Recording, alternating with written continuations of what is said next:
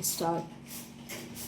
Sir, this volume, the progress report for the year 1983-84, is before the House, and members will have discovered for themselves that this volume is replete with useful information. It consists of a large volume of facts and figures, and it is hardly necessary for me to make a lengthy introduction. This report is the basis of discussion now. I would make only one request to honorable members. They will have a lot to say about the various aspects of our economic situation and economic progress of the country.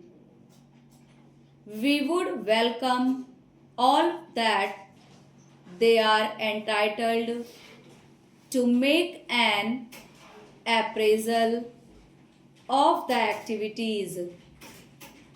Let it be a critical appraisal, and I hope, sir, that it will also be a fair appraisal.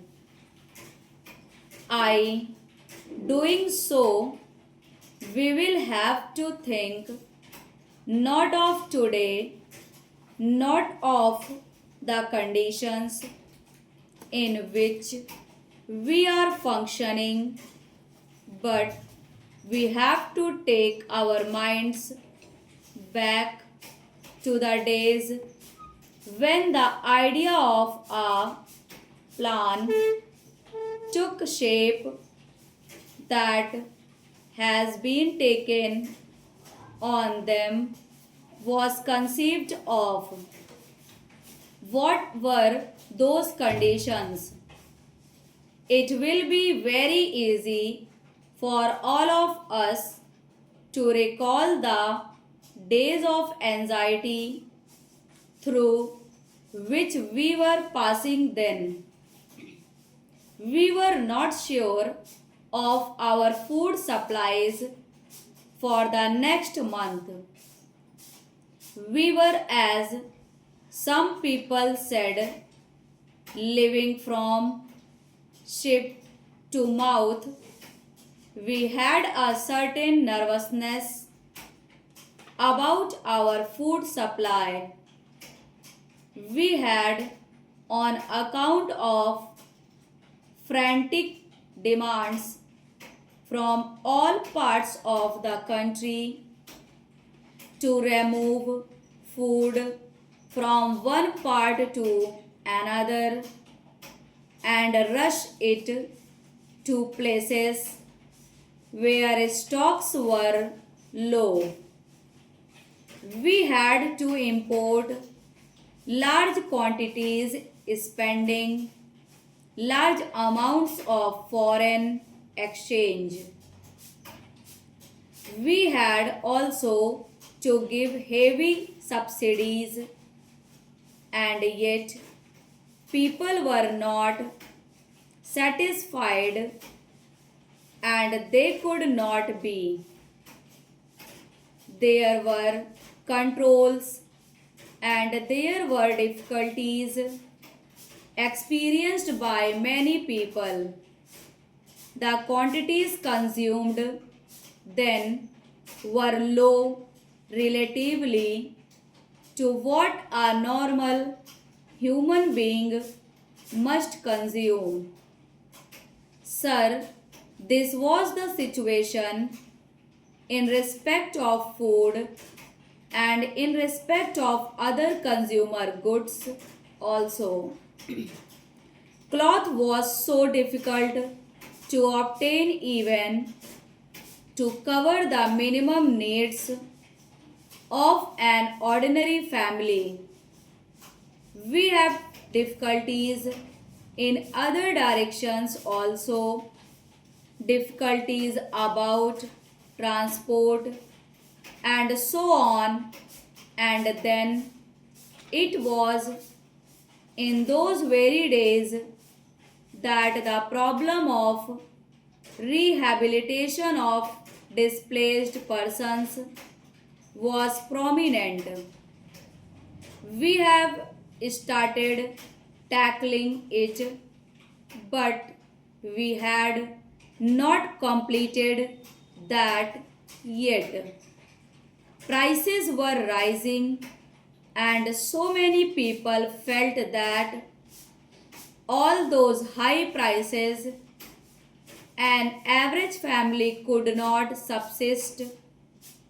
There were inflationary pressures, and so anything that we could do to relieve the situation, to increase production, to spend money, making large investments created those dangers of increasing inflation of a further rise in prices.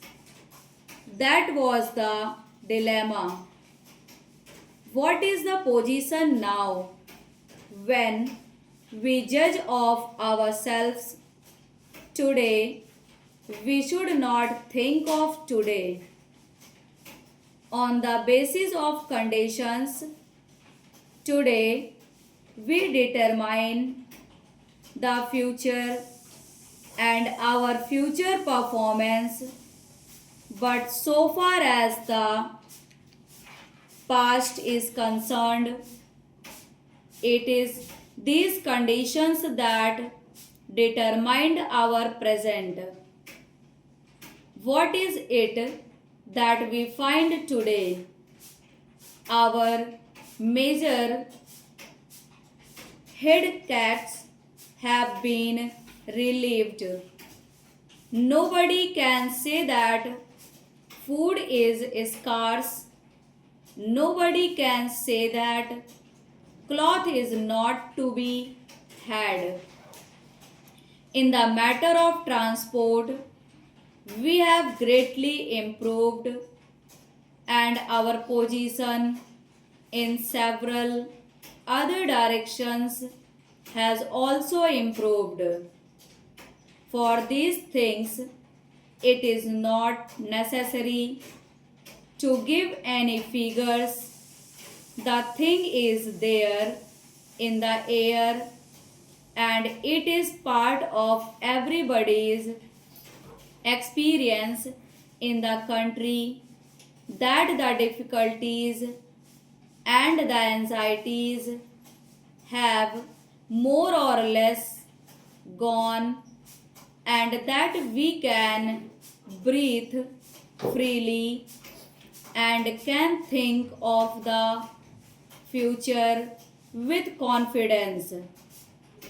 The chief difficulty, both in industry and in agriculture, was, of course, that there was not enough production.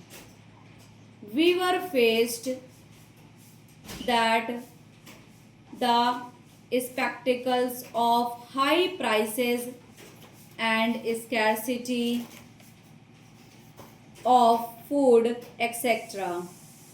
Also, our industries were not running full capacity. Existing capacities were not being utilized.